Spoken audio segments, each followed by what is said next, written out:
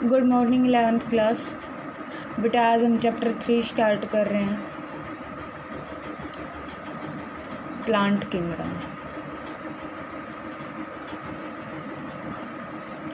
Plant kingdom जो है बेटा, प्लांट किंगडम में हम क्या क्या पढ़ेंगे, तो this kingdom includes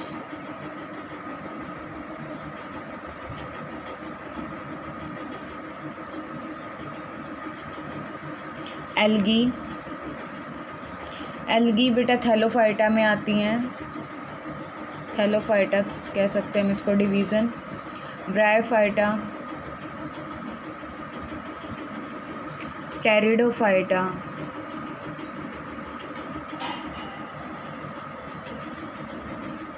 gymnosperms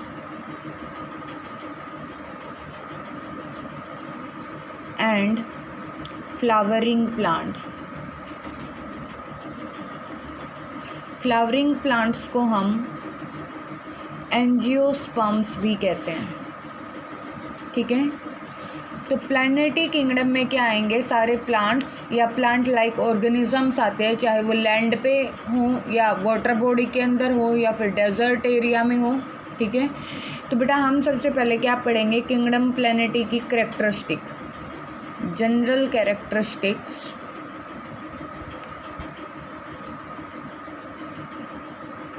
of planetary. Plants जो होते हैं, प्लांट्स के अंदर मोड ऑफ न्यूट्रिशन क्या होता है, ये ऑटोट्रॉफिक होते हैं, ऑटोट्रॉफिक मोड ऑफ न्यूट्रिशन, ठीक है। Means they prepare their own food,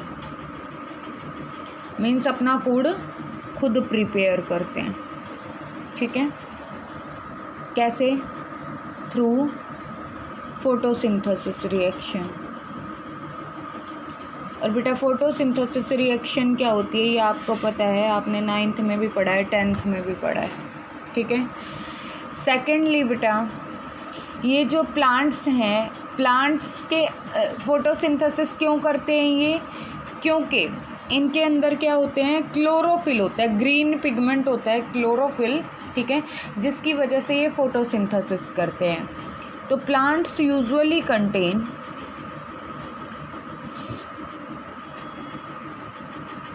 chlorophyll A,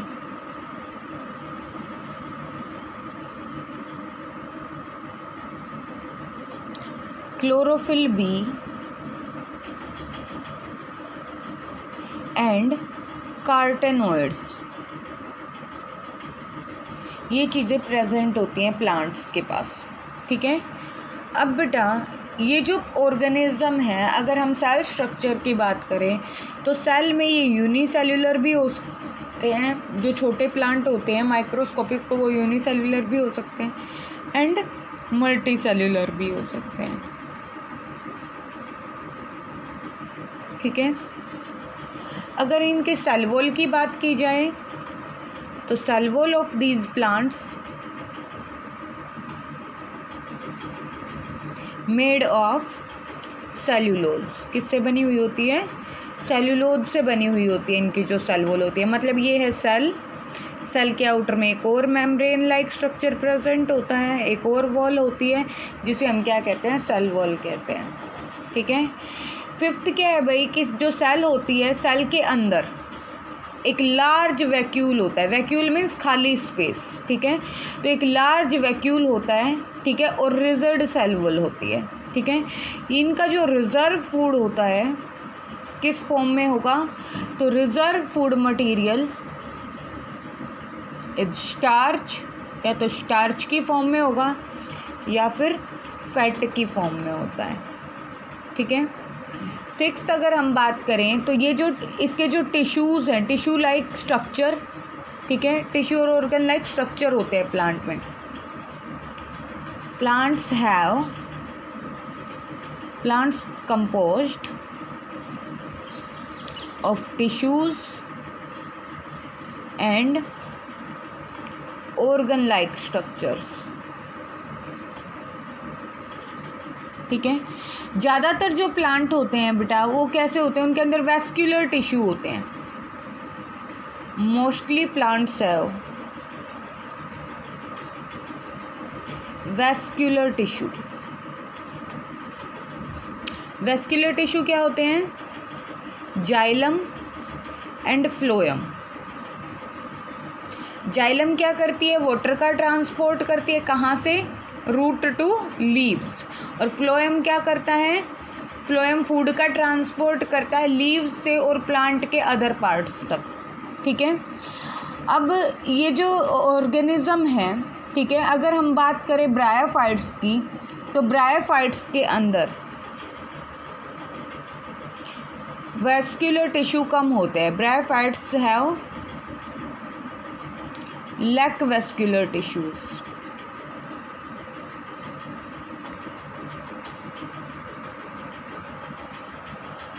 ठीक है। अब बेटा जो मल्टी सेल्यूलर जो एम्ब्रियो होगा,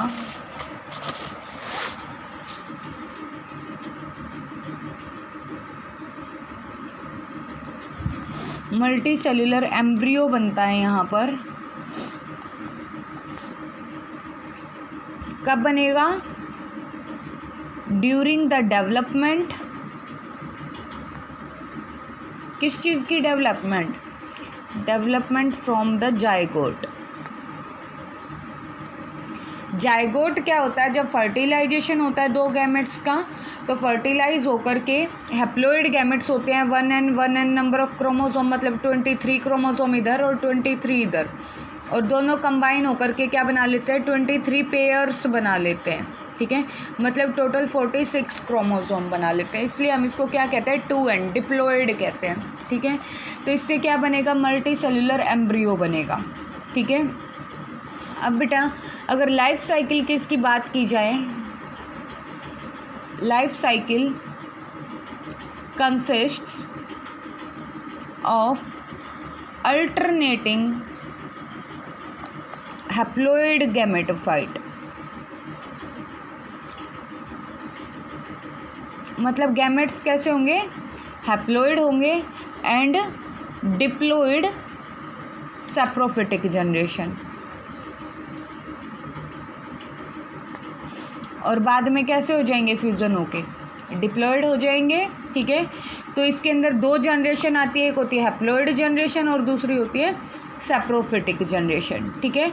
अब ये दोनों की दोनों जनरेशन कैसी होंगी, डिसिमिलर होंगी, मतलब एक जैसी नहीं होंगी। ठीक है, किसमें, इन मॉर्फोलॉजी। मॉर्फोलॉजी क्या होती है, आउटर अपीयरेंस। ठीक है, एंड इनमें से एक जो होगी वो कैसी होगी, डोमिनेंट होगी। डोमिनेंट और रिसेसिव ट्रेट होते हैं, मतलब कैरेक्टर्स है, डोमिनेंट में खुद के कैरेक्टर्स को शो कराया जाता है, रिसेसिव में अपने कैरेक्टर्स को छुपाया जाता है।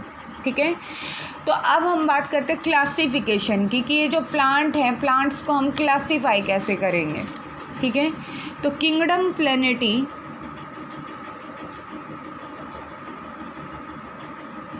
को क्लासीफाई करना है। ठीक है, किंगडम प्लेनेटी को दो में डिवाइड किया गया है, पहले क्रिप्टोगेम्स एंड फिनेरोगम्स। ठीक है, क्रिप्टो का मतलब होता है नेक्ड, मतलब ये जो शीड है, इसमें जो शीड होगा वो हमें दिखाई नहीं देगा। ठीक है, मतलब उसके बाहर ना ही कोई आउटर कवरिंग होगी। जैसे फ्रूट के अंदर शीड निकलता है, तो यहाँ पर शीड के बाहर फ्रूट नहीं होगा। ठीक है, मतलब एम्ब्रियो स्टेज जो है, एम्ब्रियो स्टेज एब्सेंट होती है यहाँ पर। ठीक है, क्रिप्टोगम्स के अंदर। जबकि अगर हम फिनेरोगम्स की बात करें, तो फिनेरो को तुम ऐसे याद रख सकते हो कि फिनेरो में फ्लावर्स आते हैं। ठीक है, फिनेरो फ्लावर्स, और यहाँ पर जो शीड होंगे, फ्लावर बनेगा तो फ्रूट भी बनेगा। ठीक है, और यहाँ पर एम्ब्रियो स्टेज प्रेजेंट होती है, और इनके बाहर क्या होगा, कवरिंग होगी। शीड है, शीड के बाहर क्या होगा, फ्रूट होगा। ठीक है, कवरिंग होगी। अब ये जो है बेटा ये डिवाइडेड हैं आगे जा कर के, जो क्रिप्टोगम्स है, क्रिप्टोगम्स को फर्दर डिवाइड किया गया है। ब्रायोफाइटा, थैलोफाइटा, टेरिडोफाइटा, ठीक है, इनमें डिवाइड किया गया है। अब अगर हम फिनेरोगम्स की बात करें तो जो फिनेरोगम्स है, फिनेरोगम्स को on the basis of vascular tissue divide किया गया है दो में, ठीक है। क्या क्या? Gymnosperms and angiosperms. Vascular tissue के बेसिस के ऊपर किसमें? इसको हम ट्रैकोफाइटा कह सकते हैं, ठीक है, या फिर एम्ब्रियोफाइटा कह सकते हैं। एम्ब्रियोफाइटा बोल लो इसको पहले, ठीक है। Embryophyta on the basis of vascular tissue Tracheophyta में डिवाइड हो गया, ठीक है। अब ये जो ट्रैकोफाइटा है,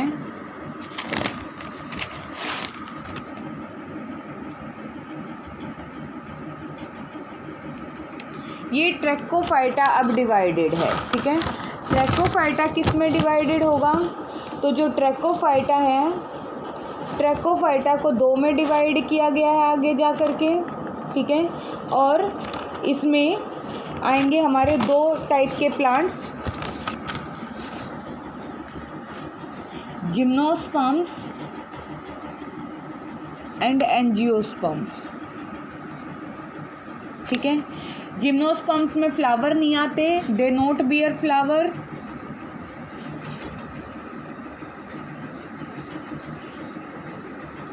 एंजियोस्पर्म क्या होते हैं? फ्लावर बियरिंग प्लांट्स होते हैं, ठीक है। अब जो एंजियोस्पर्म्स हैं उनको फर्दर टू में क्लासिफाई किया गया है, मोनोकोट्स, मोनोकोटिलिडन कह सकते हैं, मोनोकोट्स कह सकते हैं, और डाइकोटिलिडन्स, ठीक है। मोनोकोट का मतलब है जिसके अंदर सिंगल कोटिलिडन प्रेजेंट होती है, और डाइकोट का मतलब है जिसमें दो होती हैं। चना, मूंगफली, जब हम उनको छीलते हैं तो क्या होता है, वो अपने आप टू पार्ट्स में इक्वल हाफ में डिवाइड हो जाती है, हमें उसको डिवाइड नहीं करना पड़ता, तो वो क्या है? डाइकोट का एग्जाम्पल है। मोनोकोट में और बाकी जितने भी फ्रूट्स हैं जैसे कि जो डिवाइड नहीं होते वो किस में आते हैं? हमारे मोनोकोटिलिडन्स के अंदर आते हैं, ठीक है। अगर हम जिम्नोस्पर्म की बात करें तो जिम्नोस्पर्म को चार में डिवाइड किया गया है,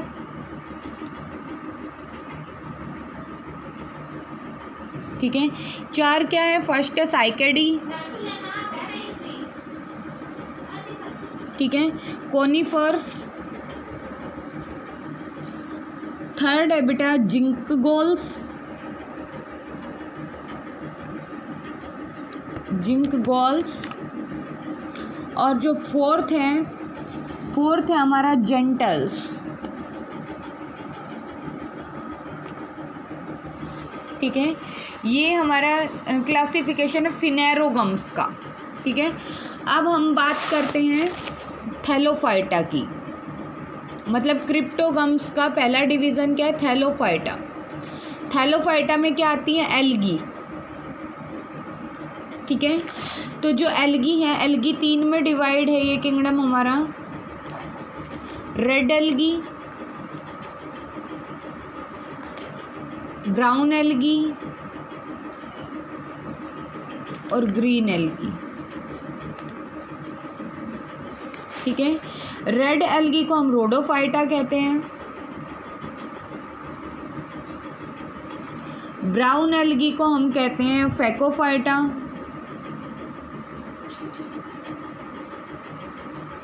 और जो ग्रीन एल्गी होती है इसको क्लोरोफाइटा कहते हैं, ठीक है। अब बेटा सेकंड जो हमारा, अगर ब्रायोफाइटा की बात करें, ब्रायोफाइटा को भी तीन में डिवाइड किया गया है। फर्स्ट है हमारा लीवरवॉर्ट्स, मोसेस एंड हॉर्नवॉक्स,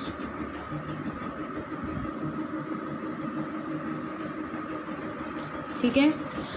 अब हमारा फोर्थ क्या बचा है यहाँ पर, नेक्स्ट क्या है, टेरिडोफाइटा। अगर हम टेरिडोफाइटा की बात करें, टेरिडोफाइटा को 4 में डिवाइड किया गया है, ठीक है। और यहाँ पर ये जो 4 हैं,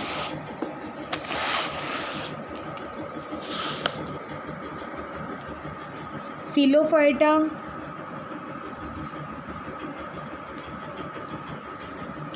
लाइकोफाइटा,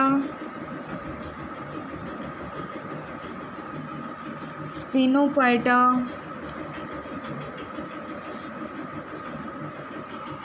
और हमारा लास्ट है टेरोफाइटा।